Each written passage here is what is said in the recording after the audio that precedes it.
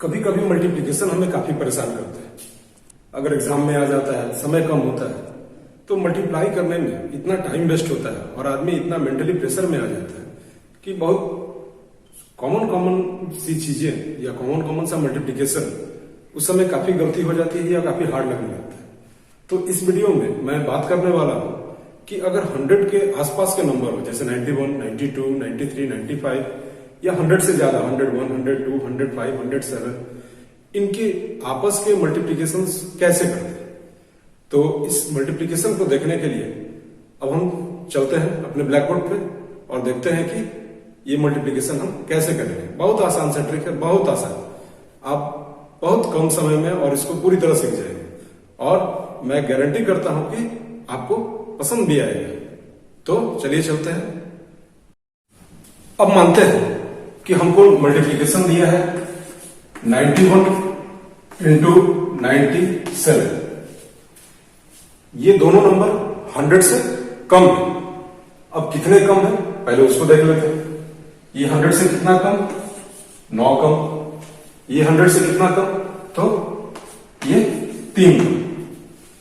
अब 97 में से 9 को माइनस कर दिया जाए या 91 में से 3 को माइनस कर दिया जाए, बात क्या होगी? एक ही होगी। 91 में से अगर 3 माइनस कर दे तो कितना होगा? 88। और इसके बाद इस दोनों को मल्टीप्लाई करके और यहां पर हम लिख देंगे 9 3 जा 27। ये हमारा मल्टीप्लिकेशन हो गया। दूसरा एग्जांपल ले लेते हैं।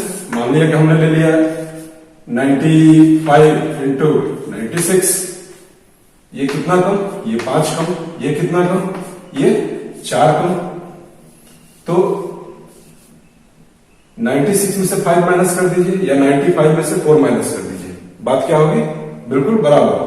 95 में से 4 माइनस कर दिए तो 91 और -5 इंटू -4 क्या हो गया? 20 हो गया हमारा मल्टीप्लिकेशन। तीसरा एग्जांपल ले लेते हैं। मान लिया हमने ले लिया कि 97 इंटू 94। ये 3 कम और ये 6 कम। किस में से? 100 में से। 100 में से ये कितना कम? 3। और 100 में से ये कितना कम? तो 6। 94 में से 3 माइनस कर दीजिए या 97 में से 6 माइनस कर दीजिए, क्या होगा हमारा? 91। और 6 इंटू -3 -3 इंटू -6 18। ये हमारा मल्टीप्लाई हो गया। तो कितना आसान था। तो इसमें तो हम लोगों ने बात की कि अगर नंबर लेस देन 100 है तो, अगर नंबर मोर देन 100 हो तो मोर देन 100 हो तो उसको भी हम करके देखते हैं। हम उस ट्रिक की बात करेंगे जिसमें कि दोनों ही नंबर 100 से ज्यादा, जैसे कि 105 इंटू 102। ये दोनों नंबर क्या है? 100 से ज्यादा। तो अब इसे देखेंगे कि ये कितना ज्यादा है। ये 100 से 5 बड़ा है और ये 100 से 2 बड़ा है। तो 105 में 2 जोड़ दो या 102 में 5 जोड़ दो, बात क्या होगी? 107 और 5 2 जा 10। ये हमारा मल्टीप्लिकेशन हो गया। मान लो कि हम दूसरा एग्जांपल ले लेते हैं। 103 इंटू 108। ये कितना अधिक? 3। ये कितना अधिक? 8। 103 में 8 जोड़ दो या 108 में 3, कितना हो जाएगा? 111। और 8 3 जा 24। और एग्जांपल ले लेते हैं। मान लो हमने ले लिया 101 इंटू 109। तो ये 100 से कितना ज्यादा? 1। और ये 100 से कितना ज्यादा? 9। तो 101 में 9 जोड़ दो या 109 में 1 जोड़ दो, ये कितना हो जाएगा? 110। और 9 1 जा 9। तो यहां 2 डिजिट हमें लिखना होता है। तो 9 को हम कैसे लिखेंगे? 0 9। मान लो हम अब एक चौथा एग्जांपल लेते हैं और तेजी से करेंगे। जैसे हमने ले लिया 105 इंटू 107। ये कितना ज्यादा? 5 ज्यादा। 7 ज्यादा। 107 में 5 हमने जोड़ दिया 112। 7 5 जा 35। ये हमारा मल्टीप्लिकेशन। तो हम देख रहे हैं कि जो नंबर 100 से ज्यादा है वो कितना ज्यादा है, पहले वो निकाल लेते हैं। इसके बाद क्रॉस एडिशन करते हैं, या तो 105 में 2 जोड़ दो या 102 में 5, दोनों केस में रिजल्ट हमारा सेम आएगा। इसके बाद जो दोनों नंबर ज्यादा थे उसको मल्टीप्लाई करके हमने लिख दिए। तो जब 100 से कम होगा तो हम माइनस करते हैं, जब 100 से ज्यादा होगा तो हम प्लस करते हैं। क्या होगा अगर एक नंबर मोर देन 100 और दूसरा लेस देन 100, तो उसमें थोड़ा सा अंतर है, उसको हम लोग ध्यान से देखेंगे और उसको सीखने का प्रयास करेंगे। अब यहां मैं एग्जांपल लिखता हूं कि मान लिया 98 इंटू 103, एक नंबर 100 से बड़ा और एक नंबर 100 से छोटा। तो जो छोटा है वो 100 से कितना छोटा है पहले उसको लिख लेंगे, और दूसरा वाला जो 100 से बड़ा है वो कितना बड़ा है उसको लिख लेंगे। अब 98 में 3 जोड़ दो या 103 में 2 माइनस कर दो, बात क्या होगा, इक्वल आएगा 101।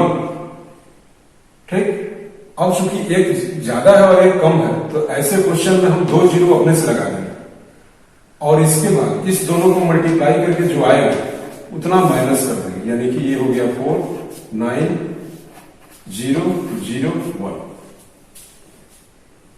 दूसरा एग्जांपल लेते हैं और क्लियर हो जाएगा। अगर हम दूसरा एग्जांपल ले लें, मान लिया कि हमने ले लिया 97 इंटू 105, तो ये 100 से कितना कम 3, ये 100 से कितना ज्यादा तो 5 ज्यादा। तो 97 में या तो 5 जोड़ दें या 105 में हम 3 माइनस कर दें, तो बात हमारा क्या होगा 102। और फिर क्या करेंगे, 2 जीरो लगा देंगे और 5 3 जा 50 इतना लिख के माइनस कर देंगे। ये हो गया 5 8 1 0 1 1015। तो देख रहे हो कितना आसान है। तो अगर पूरे हम अभी जितने भी ट्रिक पढ़े, अगर इस सारे ट्रिक को हम अगर समराइज करें, मान लिया कि 97 इंटू 94, यहां दोनों नंबर क्या है 100 से कम, तो ये कितना कम -3, ये कितना कम तो -6। 97 में 6 घटा दो या 94 में 3 घटा दो, रिजल्ट विल बी सेम। और -6 इंटू -3 80, ये हमारा मल्टीप्लाई हो गया। दूसरा हमने देखा कि अगर दोनों ही नंबर 100 से बड़ा, तो ये कितना बड़ा 2, ये कितना बड़ा 3। 102 में 3 जोड़ दो या 103 में 2 जोड़ दो, रिजल्ट क्या होगा हमारा सेम होगा 105। 3 2 जा 6, चूंकि 2 डिजिट लिखते हैं इसलिए 6 को अकेला नहीं लिखेंगे, 06 लिखेंगे।